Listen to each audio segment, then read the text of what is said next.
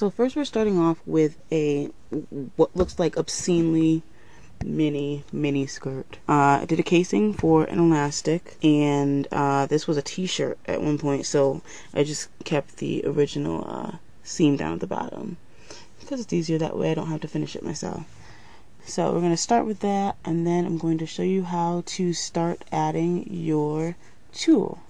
I'm going to show you with some scrap fabrics how this is going to work, because it's going to be a little bit hard to see how it's done with tulle on the t-shirt fabric. But I'm going to pretend that this scrap of gray is our mini skirt for now, and we're going to pretend that this scrap of t-shirt fabric is the tulle. So this is going to be the hanging part. This is going to be the waistband, essentially. So we're going to treat this edge right here as though it were the edge where the elastic is going to go. This will be whatever edge of the tulle. So you start wherever you want your starting point to be. It doesn't really matter where. And you're going to hold it with the elastic casing facing to the right. Now this could change if you're, depending on whether you're right or left-handed.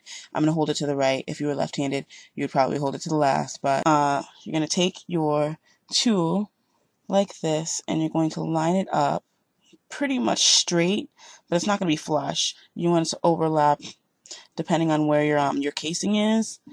Where the stitching ends on the casing, you want it to overlap about a half an inch, quarter inch. And then you're going to take it like this, and you're going to fold it and pleat like so. And then you're just going to pin it down. 3 layers of fabric. I'll show you how to do it one more time. You're going to pick it up like so and fold it right up to where the last fold ended. And then it's going to be a pleat, and you just pin it down. So basically, without, going into extreme detail, you're going to be pleating your tulle all the way down around your waistband. Now you may wonder why I'm doing it this way. Well, if this is your tulle right over here, you're going to end up flipping it around and sewing it with all the tulle out of your way on a sewing machine.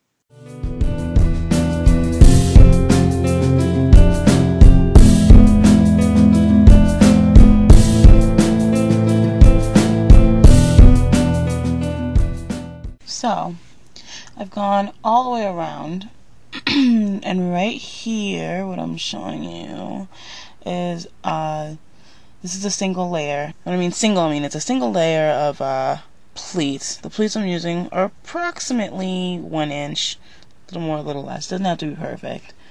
And it's a 1 layer of pleating. Now, what I've done is I've gone around a second time. I'm doing a double layer because I don't really like what I would call white space. It's the little parts in between the pleats where the pleats would open up, when you're wearing the tutu. And also because this is a top layer, it's the most important because you're going to have a zigzag stitch. This is the only one that's going to have a zigzag stitch, and you just don't want to see that, especially if your thread doesn't match your tulle. Probably going to match your fabric. As you can see, it's all pinned down all the way around. I'm going to have the stitch going right across here, and it's going to be right at the edge. Not on the edge, but I'm going to have the presser foot right at the edge of the tulle. And the zigzag stitch is going to go right through, kind of in the middle. And I will show you what that looks like. Make sure it has a nice grip on the first layer, and then we're going to move on to the next layer. Now, depending on how many layers you want, this could take between, I don't know, an hour to like 6 hours or longer. But this is for a very special little girl, so I'm going to have lots and lots of layers.